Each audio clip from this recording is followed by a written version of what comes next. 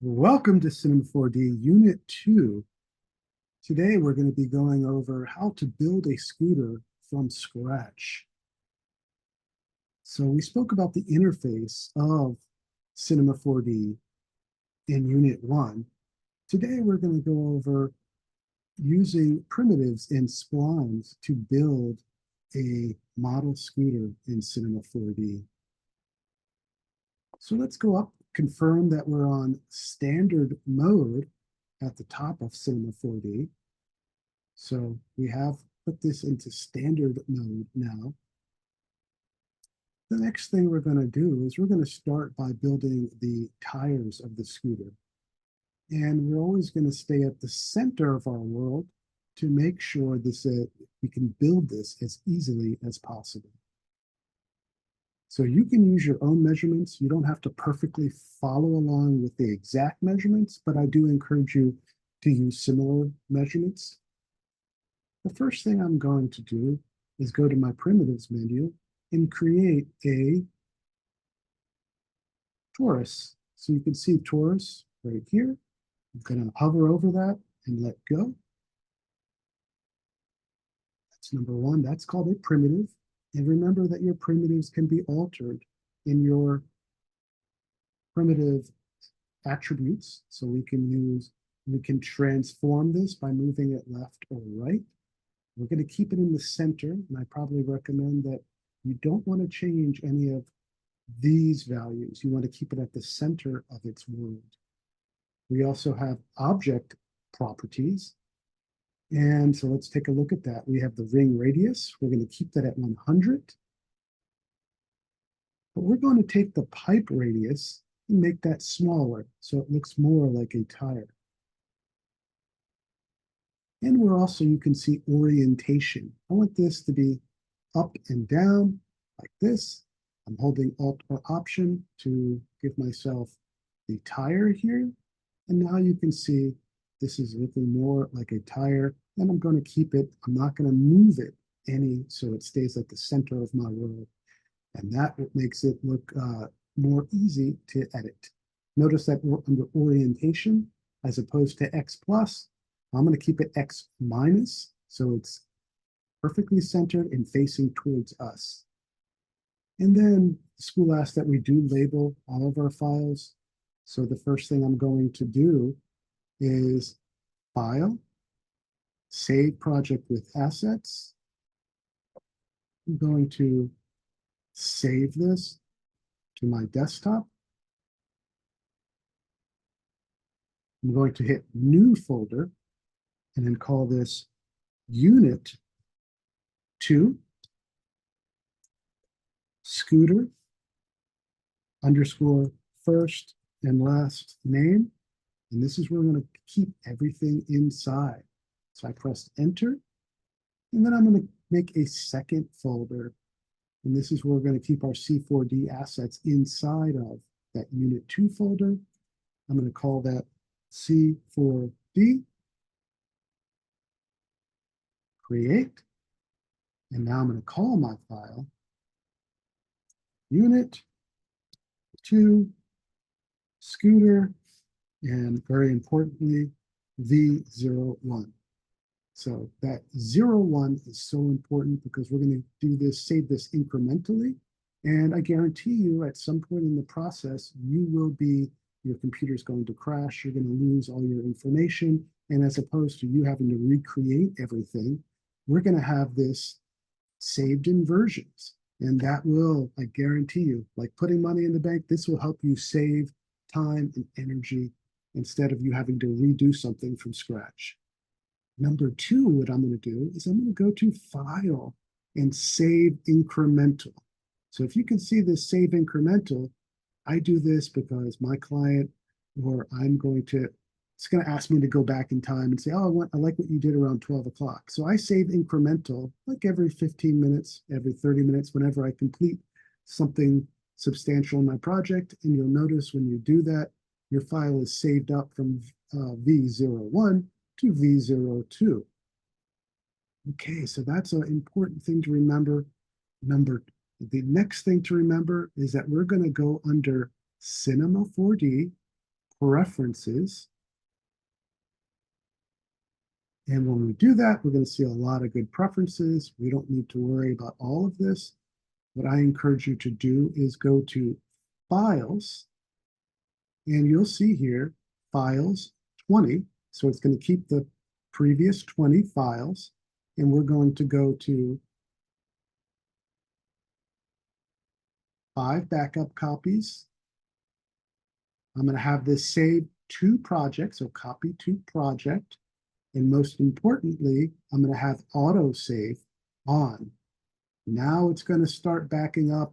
Every 10 minutes, it's going to back up to my project folder, and that will save you hours and hours and could possibly help save you your job or, having to repeat a project.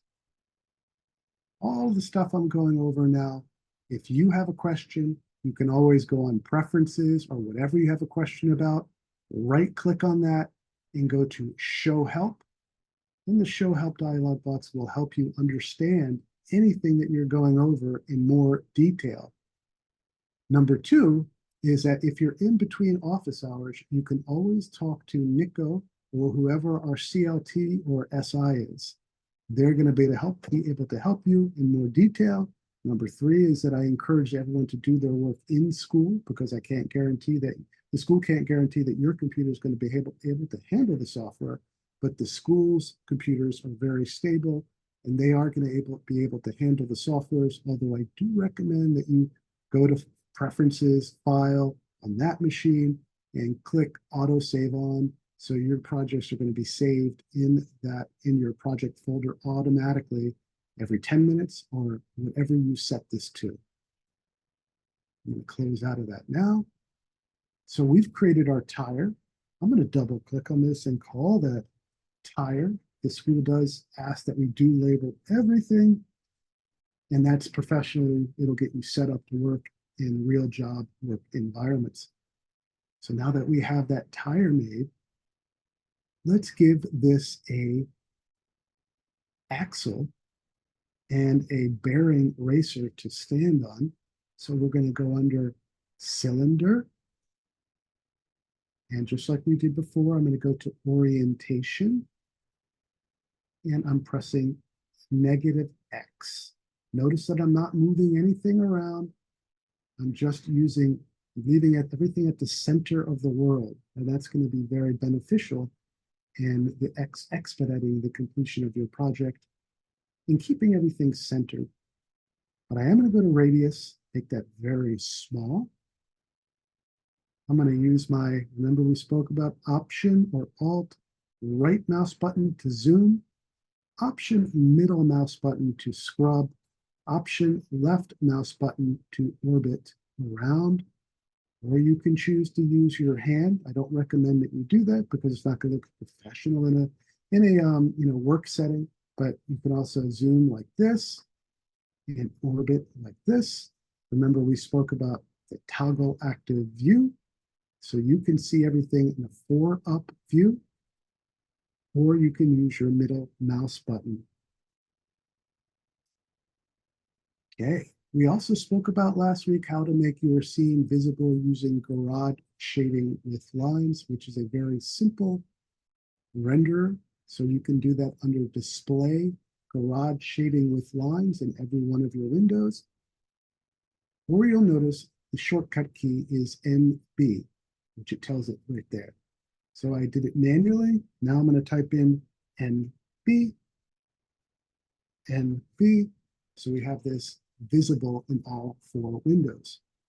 It's always in your best interest to be in 4 windows as much as possible.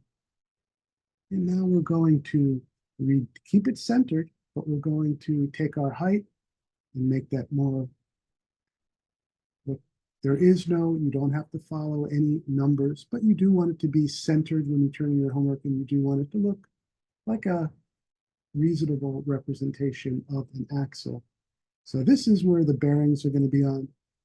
And then I'm going to make copy, paste, Command C, Command V.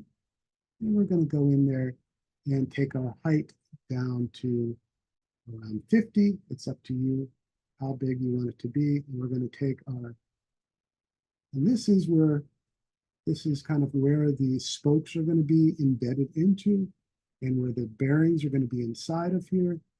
So now we have that done. All right. Now we're going to give a spot for your spokes to be embedded so they're not sticking directly into the tire.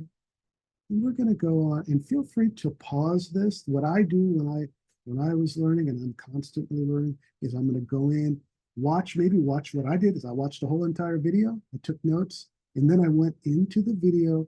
I went for like 30 seconds. I paused it, and then I did what the teacher was doing at the time. All right. The next thing I'm going to do is go to primitive tube. Like we did last time, I'm going to press X negative. I'm going to increase the radius until it's right under where the tire is sitting. So that's inner radius. Now I'm going to take the outer radius and have it so it's just embedding into the tire. And now I'm going to go rotation segments. I'm going to increase that to like 37 so it's nice and smooth. And now I'm going to take this in scale. To do that, I'm going to take the height. Notice because I'm keeping it centered, it makes everything so much easier. Otherwise, it would be very frustrating to work with this. So I took that, and so now it's coming out of my tire, relatively symmetrical all the way.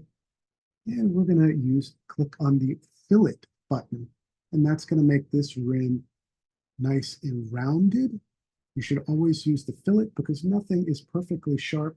And if something is perfectly sharp, it will not reflect the light properly and it won't look realistic. Unless you're doing a knife's edge, even if you're doing a knife's edge, I like to have a little bit of fillet because the light can shine off of that fillet and it gives much more beautiful rendering.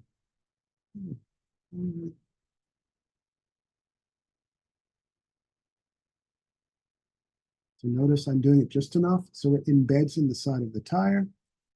I'm doing that. All right, I'm going to give it a little bit of fillet. 1, 2, 5.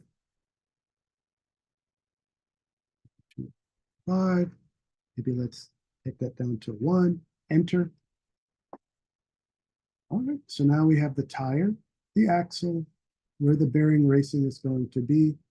And I'm going to give, that's looking good. Now let's work on the spokes. I'm going to do a Command C. A Command S or to save. And if you're using a PC, you can always go over here, Command save or Command save incremental. So now we're up to version 3. Let's go ahead and create our spokes. So to create our spokes, I'm going to grab a cylinder. It's facing up and down. I'm going to take my radius way down, take my height and come way down. So now we have something that looks relatively similar to a spoke. The way your style can be different, and I want to give you creative freedom as long as that everything is centered so it looks professional. So now that we have radius for one spoke, let's try the cloner tool. So I'm going to go to cloner, primitive, and hover over cloner, release, and then I'm going to drag my spoke, I'm going to call it spoke, drag it as a child of the cloner.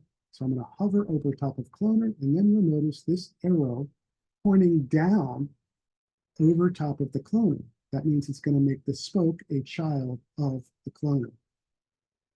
Okay. You'll see that now I have spokes all around. We're not looking for that so let's take a look at our cloner. And currently we have it on grid. We'd like to have it on radial. So I've done radial instead of grid. and we're going to take our plane and we're going to look at different plane options. All right, I like ZY over here. So let's come into Z. Let's look into that further. I'm going to press on spoke. Remember, we spoke about last week our three keys, our E key to move, our R key to rotate, and our T key to transform. Also, you notice that when I press E, it activates the move tool. When I press R, it activates the rotate tool. And when I press T, it activates the T to transform or scale. So I'm going to be using T for move, going to move that spoke. I'd like to make that spoke a little bit not as high. So now that I'm scrubbing here, I'm going to scrub that down to 100. And you'll notice now we have no spokes that are popping from this end over to that end. So now we have a number of spokes. I'm going to call this double click if you want to rename something and call this spoke cloner. We have a spoke as a child of the spoke cloner. I'm going to talk to the cloner. Remember, Cinema 4D is not very smart. It only knows how to speak to what you select. So I'm going to select spoke cloner, and then I'm going to go into my count down here, and I'm going to scrub up until whatever you feel is appropriate number of spokes. Whenever I'm finished with the cloner, I'm going to click this minus button, and that will allow me to keep everything organized. If I forgot to label something like this, I'm going to call that my axle.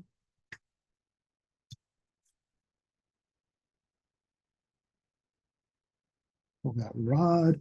You don't have to be precise, but it is good to label and group everything. Definitely in your best advantage. All right, so I have a lot of this tire already completed. Feel free to rewind and rewatch. What else can we do to give some more detail? Well, one thing I like to do is that usually on a spoke, you have a little grip here that you can tighten and loosen. So let's try to investigate that. I'm going to go into my spoke cloner, Command C, Command V. And this is my object menu. And then I'm going to experiment. What can I do to make this look like this spoke has something to go into? So I'm going to take the height down. I'm going to increase the radius. Now I'm getting something. All right, look at that. With very little work, I'm getting that little device that is able to grip onto the spoke and hold it in and tighten and release so you can tighten your spokes. And the more detail, the more layers of detail, the more realistic your object's going to look. I'm going to work with my height. I have that. My radius, I have that. Then I'm going to start working with move. So move is E. I'm pressing E, and I'm moving that up.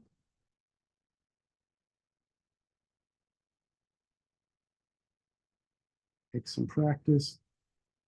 Radius, okay, I'm working with height, radius.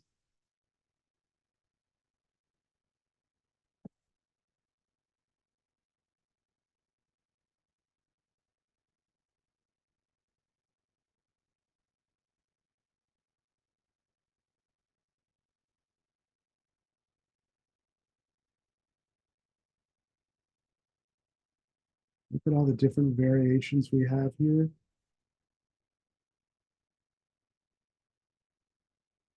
Aha. So of all the variables we have, one of them is radius, and that way we can push them all the way into the tire. Now we have something a little bit more realistic.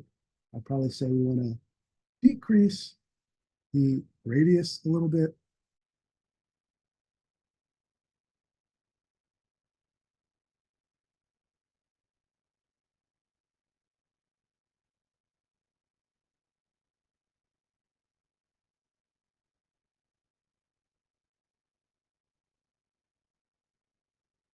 All right, for now, that's good. And it doesn't have to be exactly like mine. You could make yours look however you feel, as long as it's centered.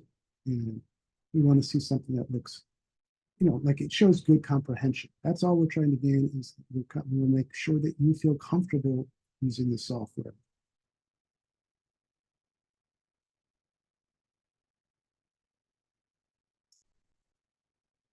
The last thing I'm going to do on the tire is add some tread. So I'm going to go up to my cube, going to hit T for transform, make this very small. And now I'm going to hit E for move this up to the top. Now I'm going to give it some roundness. So how do we add some roundness? Well, one way to do that is press on fillet radius, and now it's rounded. By not moving it from the center, we're saving a lot of work because I probably can go over to my cloner tool right here, select the cloner, make the cube a child of the cloner by going and hovering over cloner until I see that little arrow. Now we notice that it's not correct right now. So we want to talk to the cloner. We press on cloner to let it know we want to speak to it. And we go from grid mode to radial mode. And we want to tell it right now it's on a plane called XZ. We will probably want to go to ZY. So that's looking good. It's on the right plane now. Now we want to move it. So let's see if I go E and move, that's not correct. I'm going to go to work with the radius. Now I'm clicking and dragging on that number. And by clicking and dragging, now I have some rubber sticking out of the tire. I'm going to increase my count on that. I like that. Yeah. There's so many different options. I've seen students go in here and have some fun copying some real tread from their favorite tires and then emulating in that design onto this tire. So it looks even better than this. So this is just one simple way. Now that we have that, I'm going to put that tread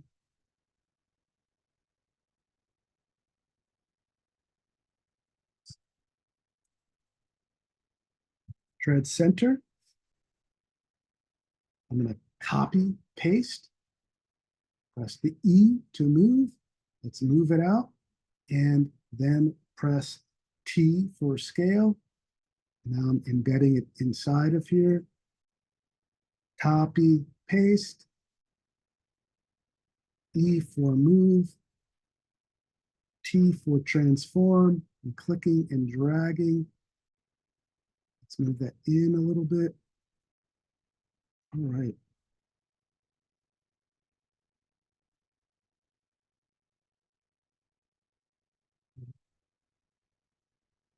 So clients really like to see if they're paying you per hour, they want to make sure that that you're using that you can use this software as efficiently as possible.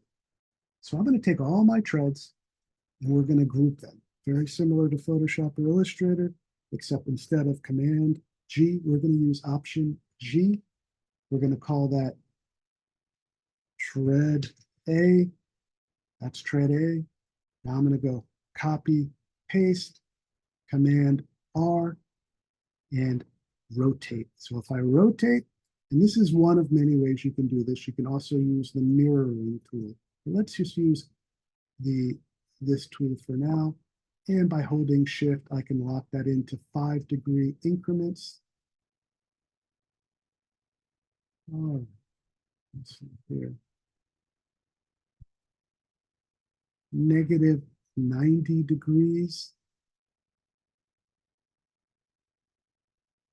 Or you can click coordinates, press E for move, and look at that. Now we have something that looks very similar on both sides. I'm happy with that. So now we have some tread on the tire. I'm going to click on tread A and B and press Option G to group. Call that tread. So good. I'm going to save incremental, file, save incremental. So now we're up to version 4. And now I'm going to start making colors for this tire. To do that, I'm going to go on to give some very simple colors. For the first thing I'm going to do, I'm going to start off, since we're beginning, and click on our render buttons we spoke about last week. Remember, the left button is to render the current view. Middle button, you don't want to press on that. That's to render to picture view when you're finally done. And the last one is render settings. And we're going to click on render settings. Notice it has a gearbox, which is very similar to the Apple and Android phones, to give access to settings.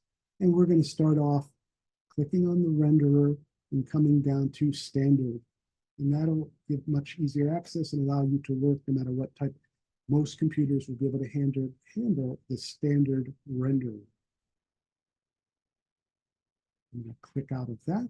And now I'm going to start color coding my materials. And we have 4 secret buttons that we use a lot.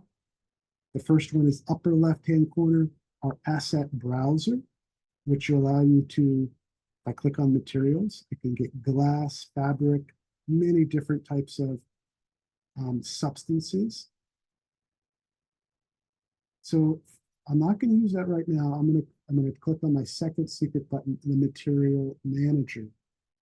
Now that I've selected that, I'm going to create some materials with some just very basic materials.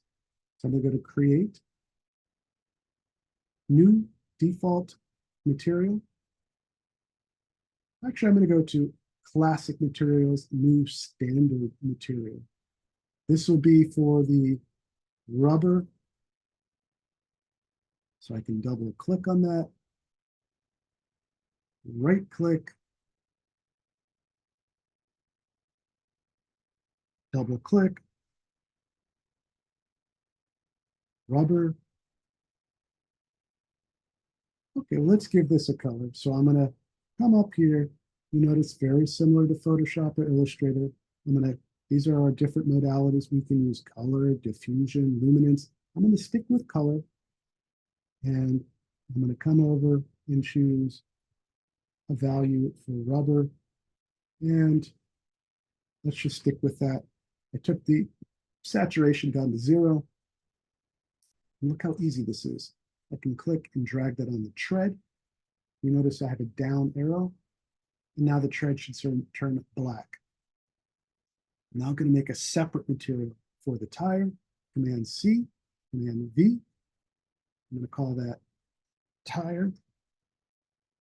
Yeah, I find that students and everybody, when they're in a rush, they don't label things, but I guarantee you it's in our best interest to label it, to keep everything easy to understand. Okay, so now we have tire. Go to color, and I'm going to make that slightly different. I'm sure you can sample some tire colors that you like and experiment.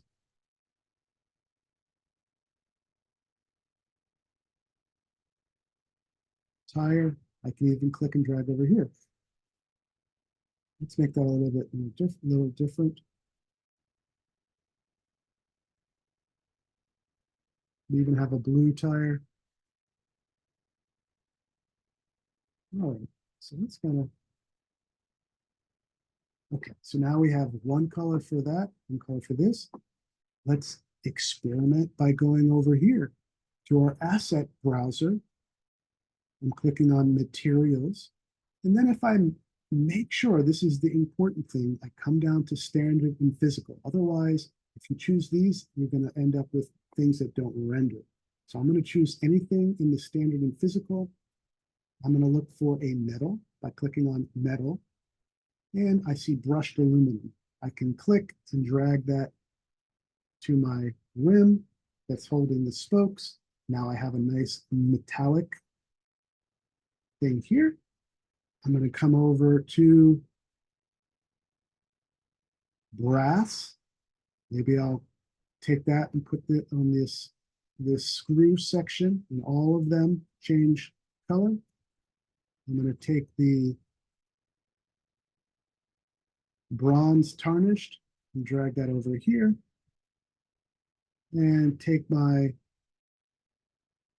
brass tarnished, drag it over here, and then give the spokes maybe a brushed metal.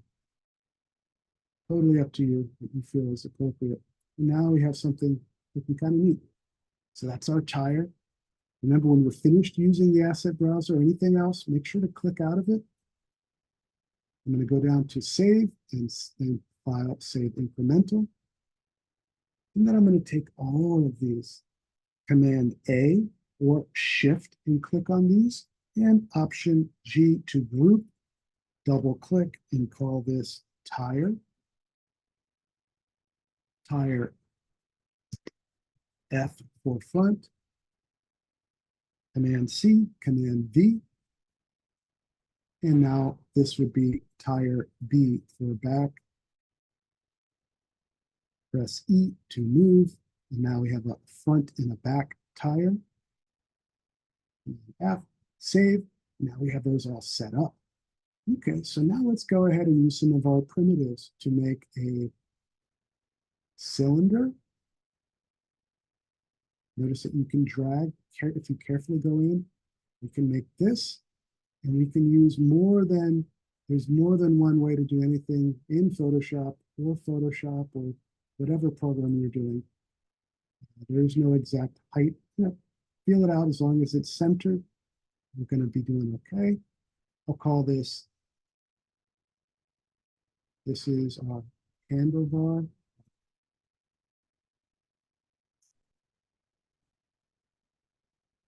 Center bar. Command C, Command V, press R, touch my blue, and hold down Shift. So look at that. I'm able to lock that in to 90 degrees because I held down the Shift. And there we go. So now we have the handlebar here. I'm going to pick this in so it looks a little bit more realistic. And I'll call that top. I'm going to try to create some of that foam that you usually see on handlebars to give it, you keep your hands so they're not hurting. Command C, Command V. And I'm going to zoom in, pull this out. We'll call that foam, enter. Come down here, and we're going to experiment. We're going to come and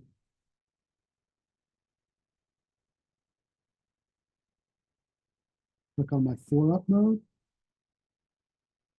Click on foam. Pick my radius. The radius slightly bigger, maybe to 15. Enter. And then pick that middle dot. There's multiple ways to do it. And then press E to move that over. Now we have some foam. You know, you can really get really intricate with this. I'm just going to show you the basics. You know, just like we did with the tire tread, if you look at your scooter, you probably have some indentations here. You can do that on this as well. So we have foam left, Command C, Command V. Let's push this over to the right side. Now we have both the left and right foam. I'd like to give that some edges. So I'm going to go to caps and fillet. And now by increasing the fillet, it's nice and round. Let's give, I just delete, I'm going to, whatever I do to this, I'm going to do to the next side. I'm going to choose maybe a fabric that looks interesting over here. What, you know, have experiment. What do these materials look good to you? Let's see. Glass, that. So many cool materials that are pre-made. Maybe some Calfer. I have some Calfer over there. Command C, Command V. Move this over by holding Shift and move this over. And now we have, oops. You do have to zoom in and click directly on that for it to work. And now we have the phone over here. Nice. All right. So the next thing I'm going to do is create a bent thing to hold our metal so it connects to this. And maybe we can reuse that a couple of times. So this is a little bit more complicated. What I'm going to do is we spoke last week about how we can make things invisible. So I'm going to do Command A, and the top eyeball we spoke was to make your objects invisible or visible, similar to Photoshop. So instead of clicking them individually, I'm going to Option or Alt press on the first one to make them all visible, and Option slide my mouse over again, makes everything invisible. We're now going to use the bend deformer. The first thing we did, since we're going to do, since we made everything else invisible, we're going to make a cylinder. We're going to take that cylinder and give it extra height segments.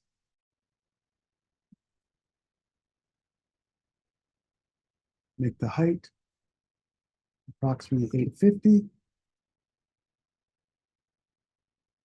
And then we're going to load the bend deformer by pressing Shift C. Oops, sorry. You'll notice that you see the bend deformer. I'm going to double click on that. I'm going to take the object size down to 122 by 122. I'm going to press unlimited in mode. And then I'm going to take my strength up to, oh, sorry, I'm going to make the bend, I'm going to put the bend into the cylinder by dragging it on top of cylinder, letting go. And then I'm going to take the strength and increase that to approximately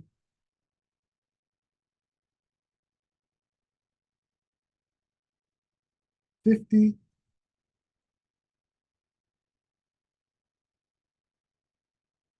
Actually, I find it looks better when I click on limited and increase the strength to 180. So put 180 in the strength. I put mode to limited. And now that I have my bar that's being bent properly, I'm going to turn the eyes of everything else back on. I'm going to type this bent bar.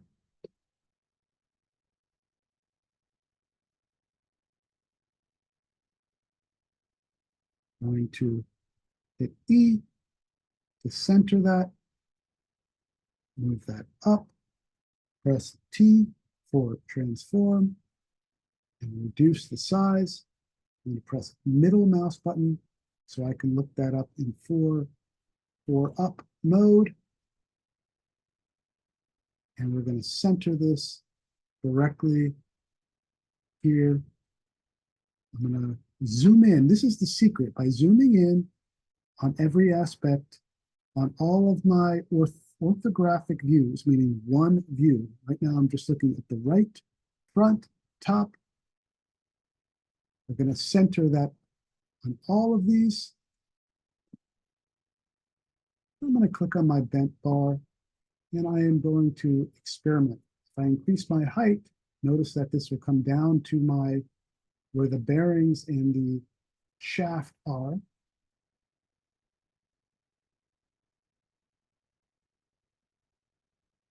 I'm going to press T for scale, E to move up,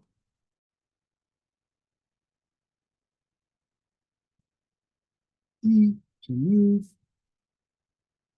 And that's approximately, I'm looking at all of these. I'm happy with that. But I would like to take everything else and notice that and move that up so this bar is not poking down beneath that. So I'm going to press E for move that up. This is very subjective, so there is no absolute right or wrong. But I would like to actually fix this. I feel it looks better if I move this down.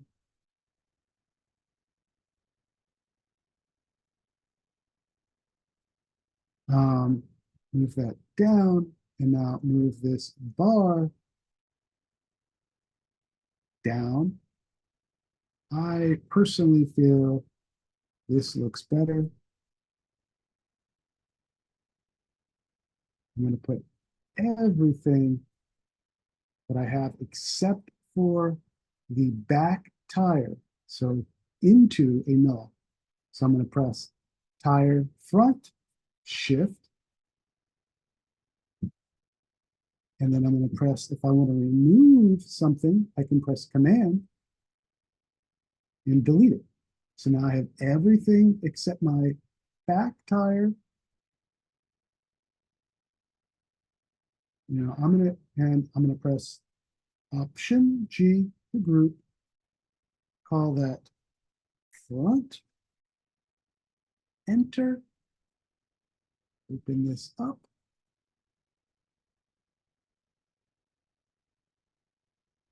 Move that tire down a little bit. So it has a little bit of room up here. And I'm basically satisfied with that. I'm satisfied with that.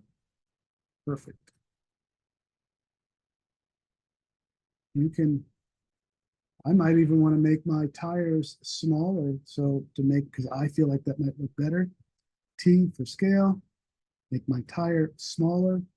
So I decreased that.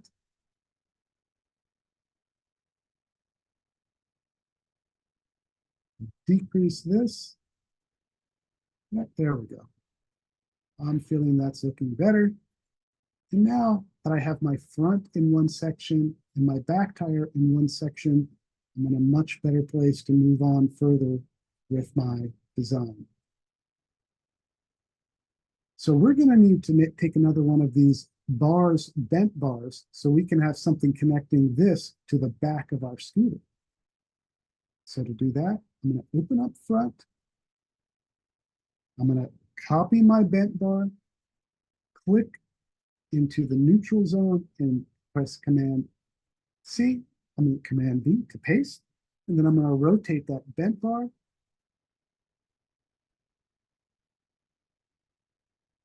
Hold down. Oops, we do need to really select the one that we want to select. Red, shift. Now I'm going to go to -90. I just bent that. I just rotated that. Now I can, by pressing on these, notice that I'm not pressing anywhere. I'm pressing exactly on one of my criteria, which is my moving up and down, left or right. And now that I have that, I have this connected to that. This is one way to connect. I'm going to use this for right now. But however, I want to show you another way that we can do this. I'm going to take my bent bar, press E, and I'm selecting on the bent piece. And pull that out. Notice that's pretty cool the way that's working there. I'm going to press on bend, strength, and you don't have to do this. You don't even have to connect this. If you're a beginner, you can keep this as simple as you'd like to, as far as how you want to connect these.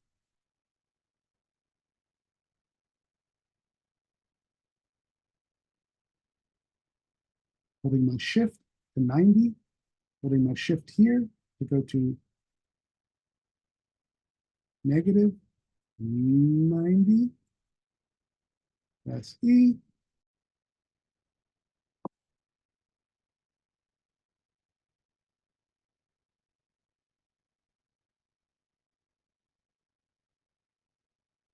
Okay, so not that concerned if you show me.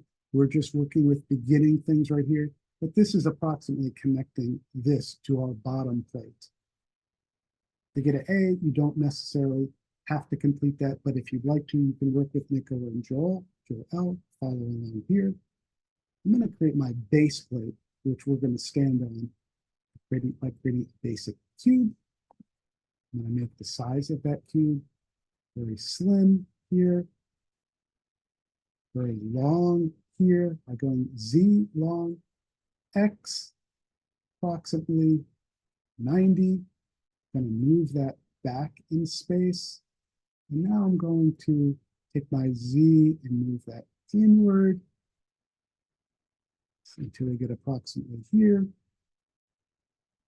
So now we have it connected.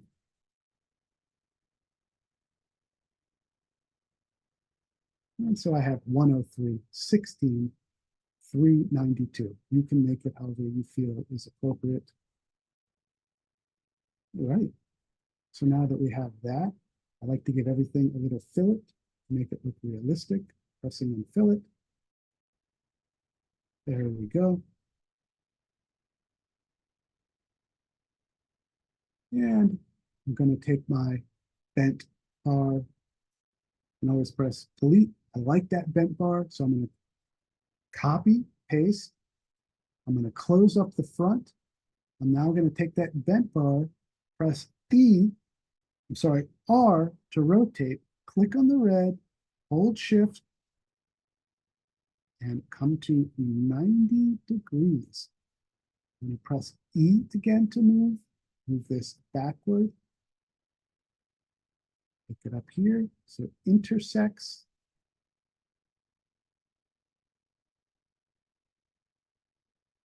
Let's take a look. Now we almost have that lined up.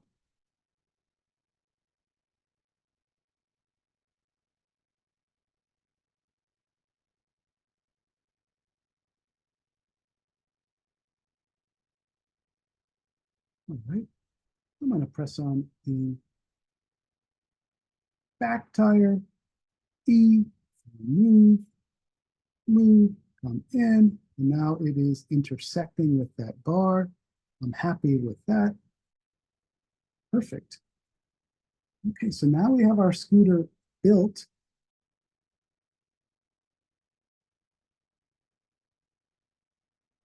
Let's group it into sections. So we have our back tire. I want to select my bent bar, my cube, my secondary bent bar, and I'm going to press. Essentially, I want to select everything but the front. So I'm going to drag front to the bottom, select B for back tire, shift, so I have bent bar, cube, everything on the back selected. That's essentially what we're doing. We want to have this in one null and this in another null. A null is an invisible space, a space within our three-dimensional environment. So I'm using the null as a folder, and I'm selecting everything but the front. I'm going to test that out by pressing delete.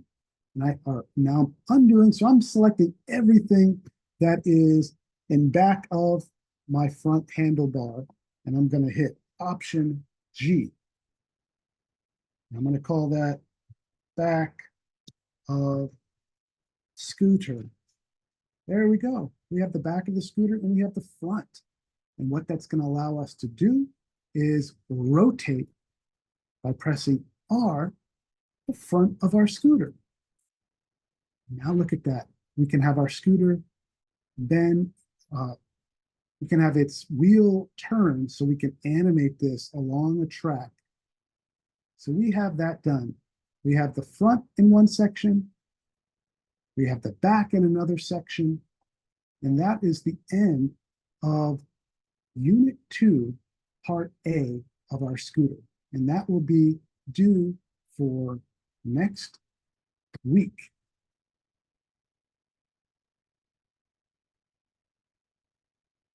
If you'd like to, you can add materials to all the other sections of this. That will be extra credit, but essentially you would have what all we're looking for homework is what we see here. Feel free to work with Joel and with Nico or any other of our CLTs to complete this for your scooter. Thank you, and I'll be in our office hour next Monday.